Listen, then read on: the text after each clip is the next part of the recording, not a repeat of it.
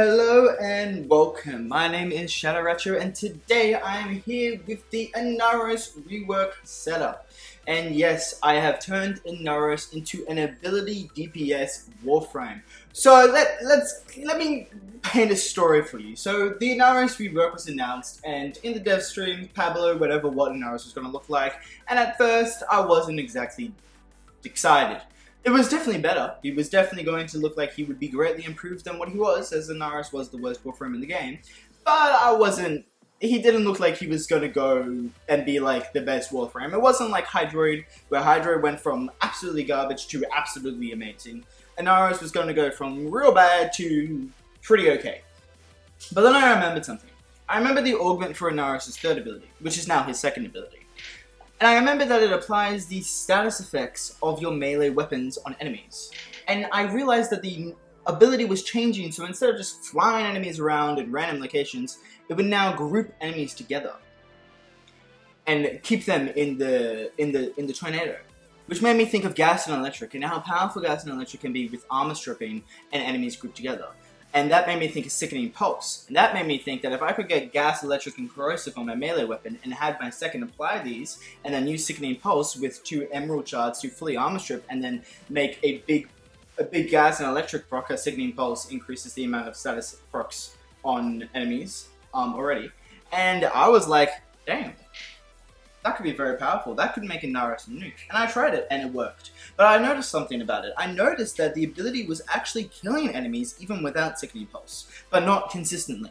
Which made me think, what if I made the ability do more damage? Which led me to Roar. And it worked. But then I was like, okay. Gas and Electric are pretty good when enemies are grouped together, but they also work best with an armor strip, which I was no longer doing as I no longer had Sickening Pulse. So I was thinking, what if I replaced them to something that's better against armored enemies? Which led me to Viral Slash, which led to this, which I'm very amazed by. And I was really hoping I would be the only person to cover and find this interaction, but as I'm speaking, already another YouTuber has posted a build on this. So I'm sad about that, but okay, what can you do about it? I'm still going to have the post anyway. Before I get into the specifics of the build though, I am going to cover Inaros' kit and his old kit and exactly what was changed in his rework. If that doesn't interest you and you don't want to sit through all that, please go to the build intro timestamp and then watch from there, because that will be where I'll actually explain the build. So if you want to know more about Inaros' rework and exactly what changed, continue watching. Otherwise, jump to the build intro timestamp.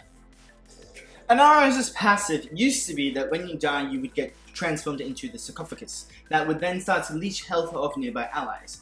If an enemy that was being leeched off died, you'd get revived. The issue with this passive is that it did literally no damage at all, as you can see in my demo. However, and it also stopped you from being able to activate Last Grasp, so it was actually bad for you. It wasn't good, it was bad. The way this passive was changed is now when you die, you will become a sand golem of yourself, an immortal sand golem, and you will now be able to punch enemies. Punching enough enemies will then revive you, granting you a period of invulnerability after reviving you. If you die a lot in a brief period of time, the amount of enemies that you will need to punch will increase. However, if you haven't died for a while, then it will decrease back to what its default is.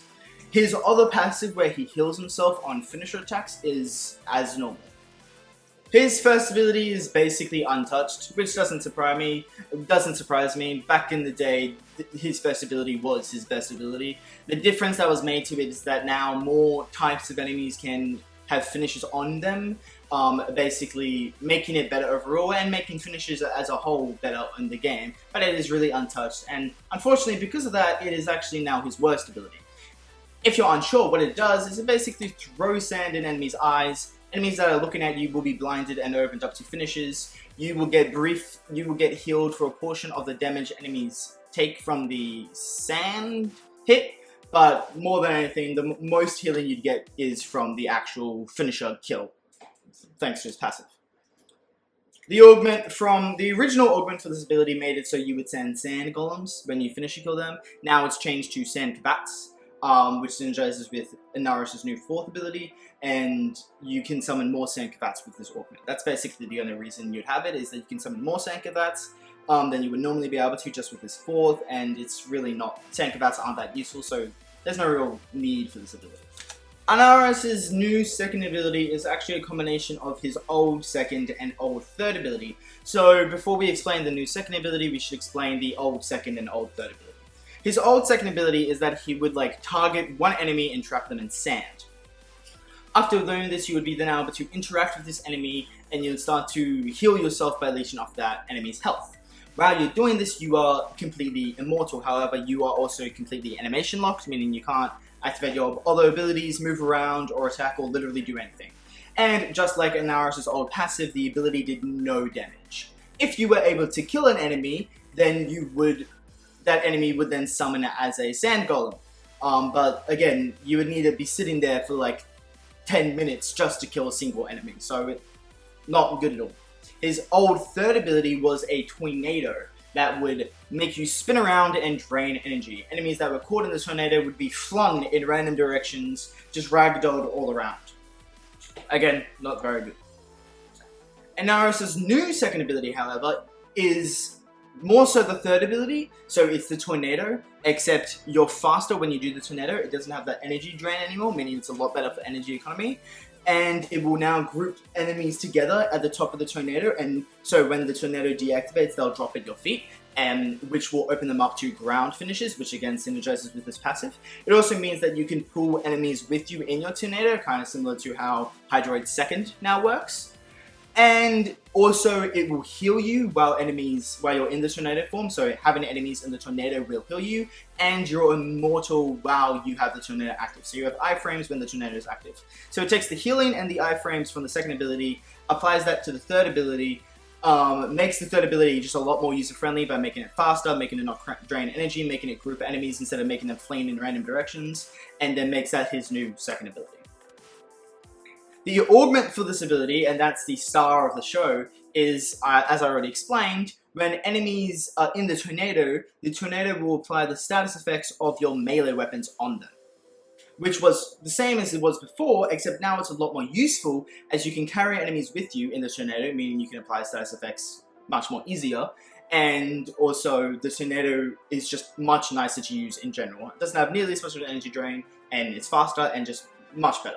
Inaros' new 3rd and 4th ability are actually split up from his old 4th ability, so to explain his 3rd and 4th ability, we have to explain his old 4th ability. The way his old 4th ability works is you would hold the button and you would drain your health to give you armor.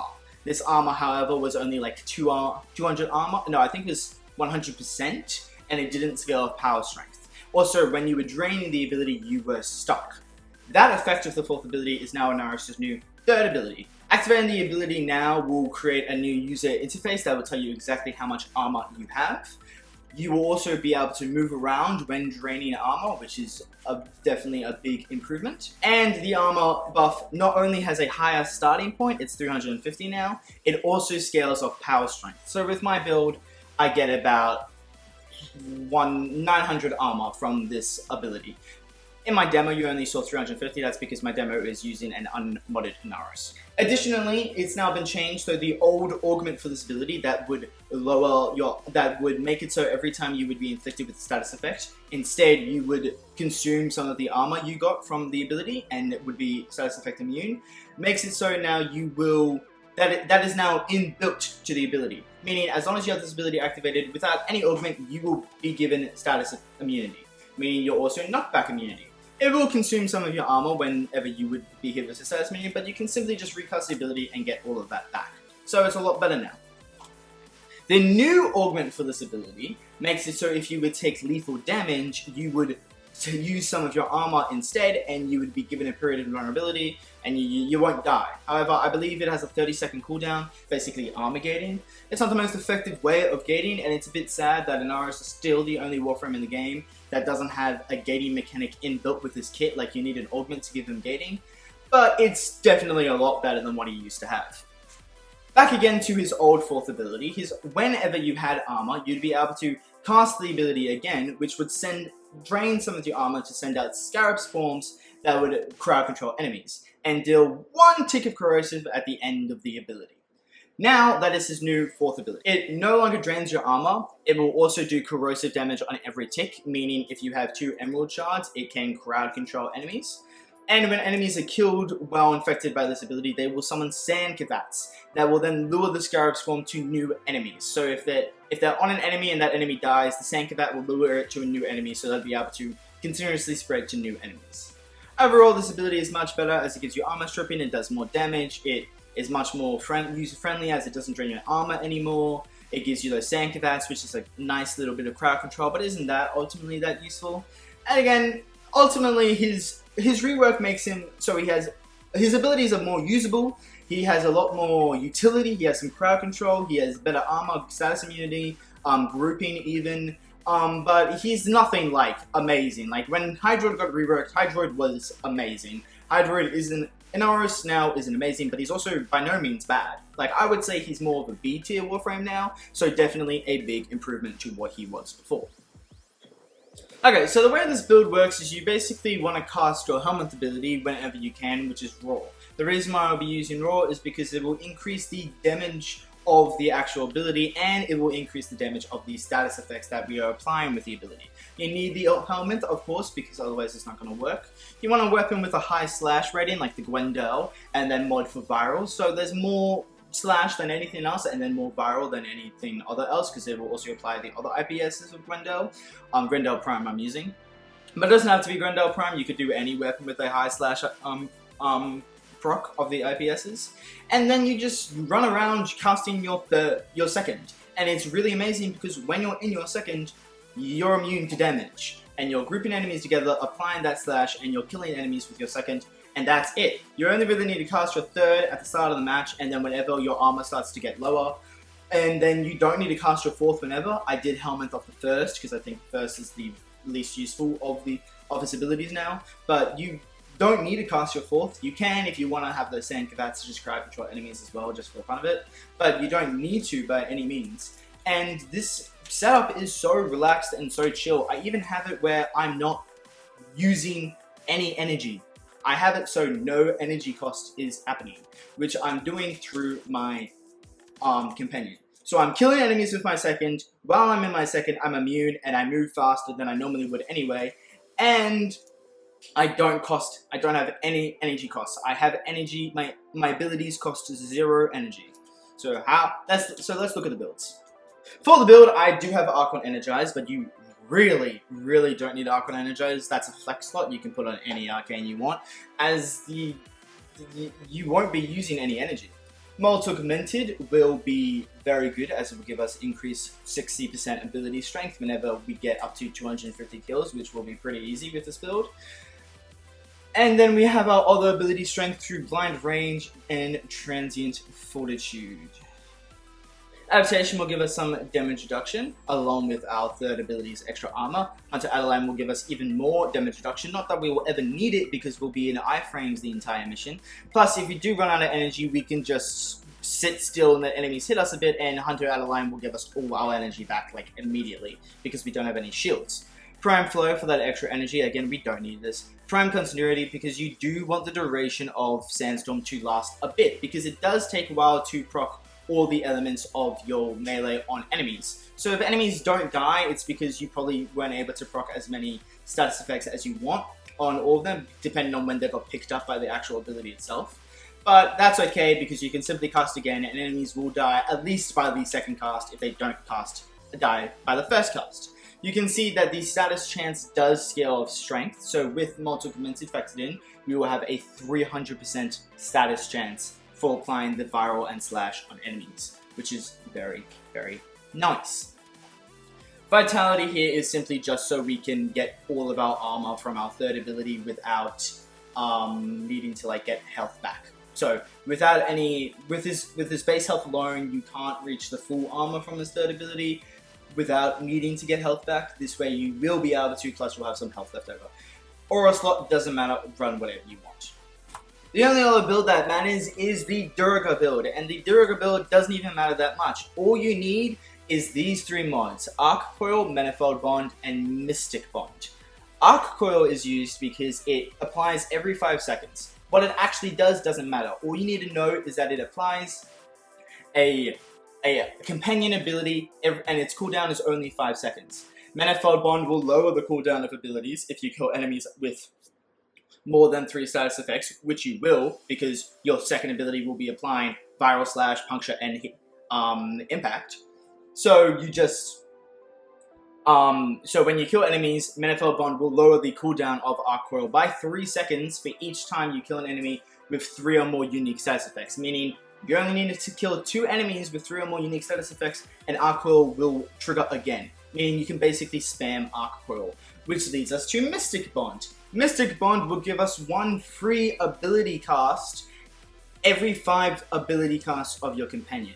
So Arc Coil gets spammed. By the time we're ready to recast our second ability, Mystic Bond would have already given us a free ability cast. So we cast our second ability for no energy costs. And we don't care about needing energy cost for shield regen because we don't have shields. And we're just going to be immortal the entire time anyway by being in our second the entire game.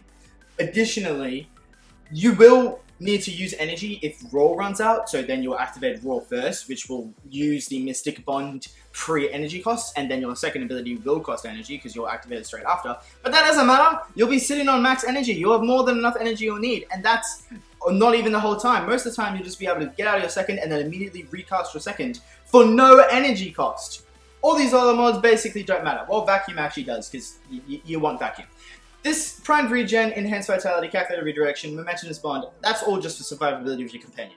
Momentumous Bond makes them spawn back quicker, Primed Regen lowers the revive rate, this just gives them more health and more shields, and Synth Deconstruct just gives you more health orb drops, which you don't need, it's just a nice utility thing to have. And also it also recharges your weapons magazine slightly whenever they're holstered. So, just a nice utility here. But really, just these 3 mods is all you have. I even have an empty slot here because I need a 4 mod Durago again to have a slot here. I don't know what I would put there. You don't need anything else. We will use Hellstrom as our companion weapon, not because Hellstrom is something we're going to be used. We don't even have assault mode, so it's not going to be firing Hellstrom. It's just that if you look here, we'll have Impact, Puncture, Heat, Radiation, and Viral. And then whenever Arc Coil happens, Manifold Bond will spread all 5 of those status effects to enemies in the area. The rest of the build doesn't matter. The rest of the build is set up for different companion setups that I use, but for this specific companion setup, the build actually doesn't matter. As long as you have Heat, Radiation, and Viral. Doesn't matter. Literally doesn't matter. All you need to know about is Durago will make it so your abilities don't cost any energy, and then your second ability will be killing enemies and make you immune while you do it. That's all you need to know. That's Inaros for you right now. He is an ability DPS that is immune to damage that costs no energy when you cast his abilities. It's kind of crazy. His other setups, besides the setup, is a bit meh. But this setup is kind of crazy. The other weapons, these are just utility weapons. Amalgam Serration on your whatever rifle you want. Amalgam Barrel Diffusion on whatever pistol you want. You don't need the Auger mods because you don't have shields. I do on this build because I use it for all the Warframes, but you don't need it if you want in a specific Inaros build. And then we have the Grendel Prime build. The build actually doesn't matter, and again, it doesn't need to be Grendel Prime. All that you really need is Viral and Slash. However, I have modded the weapon to do other ability DPS. Condition Overload will be good because of our Arc Coil priming, and the only reason why I would be using Grendel is to get rid of Overguard, because this setup won't work on overguarded enemies as they will be immune to the crowd control from his second ability. But that's simple. All you need to do is smack them a few times with Grendel Prime and bam, you can kill them with your second ability. It's a very, very relaxing, very easy setup, and there's not a lot to know of it.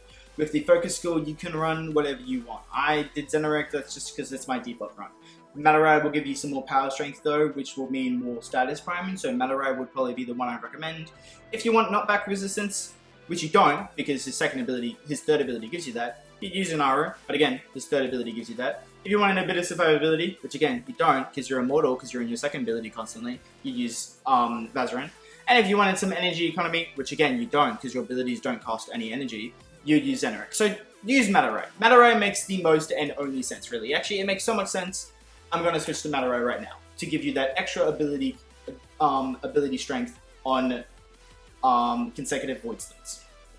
And you may have noticed I have 2 Emerald Shards on my Inaros. That's from previous testings when I was using Sickening Pulse. They aren't needed or even used on this build, so you don't need the Emerald Shards. That's from my testing, so don't ignore that. You don't need that. You don't need any Emerald Shards at all. You're good. Okay, well that's it for my Inaros setup. I hope you learnt something about Inaros and enjoyed the setup. Not a lot of YouTubers are covering this setup, this interaction that Inaros has with the second ability augment, which I think is really what's going to make him shine right now, and really his best way to play him right now. His rework is pretty good.